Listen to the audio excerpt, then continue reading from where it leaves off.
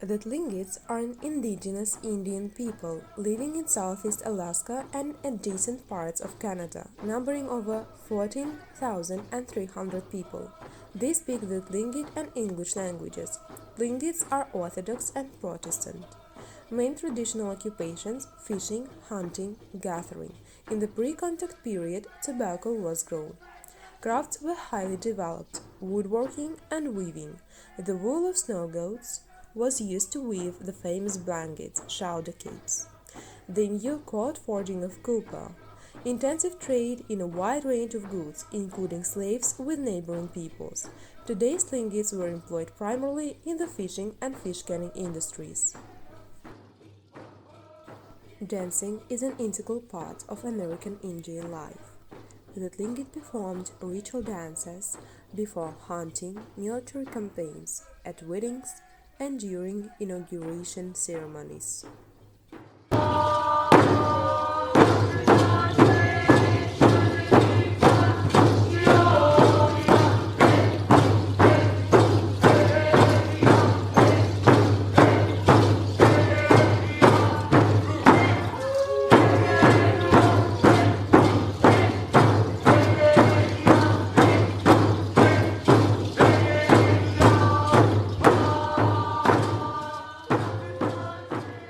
There was social differentiation, slavery, prestigious occupations, and potlatch, exchange of gifts. Tlingit society was divided into two parts, crow and eagle. They in turn are divided into numerous clans, which are subdivided into lineages or groups of houses. They have a matrilineal kinship system in which ancestry and inheritance are passed down through the maternal line.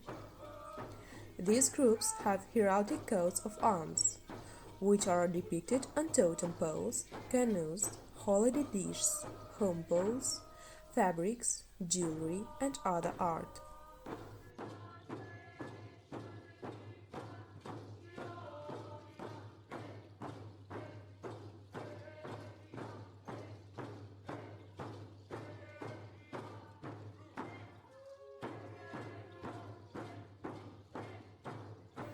The basic socio-economic unit was the clan community. The clans, as well as their sequence, were not equal in status, which was determined by their economic potential, expressed in the amount of property distributed at the potlatch. The clan elite, mainly the heads of the households, disposed of the fishery lands. For an ordinary community member, professional talent, such as a craftsman, could be a factor of social mobility. Wealth was embodied in special copper plates, slaves, and shells. Marriages between equals and with a member of the father's lineage were preferred. Violation was punishable by death. Cross-cousin marriages, polygyny, sorority and levirate, and bride price were common. Tlingit religious beliefs were a complex of totemism, animism, fetishism, magic, and shamanism. For the Tlingits, the most common totems were animal spirits: bear, otter, eagle, crow, owl, and salmon. The material culture of the Tlingits, in addition to military paraphernalia, was also represented by numerous masks. Predominantly, Tlingit masks were associated with the performance of ritual actions aimed at placating the patron spirit. Four types of masks can be distinguished among the Tlingits: shamanic, military, portrait, dancing. Shamans used masks to reincarnate into a totemic patron to obtain his traits and power, to attract good luck in hunting, to protect tribesmen from black sorcery, to expel evil spirits from the body of the sick. Military masks were worn during peace ceremonies between warring groups. Dancing masks were used during the performance of ritual dances at potlatch, a traditional ceremony of demonstrative exchange of gifts. Portrait masks depicted living people and were often intended for sale to Europeans. Only after the death of the person portrayed on it, this attribute passed into the category of dancing. The first contact with Europeans occurred in 1741.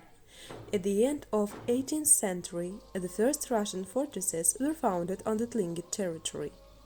The Tlingits offered armed resistance to Russian colonization in 1802 and retained their independence. Formerly, almost all of the Tlingit territory was part of Russian America.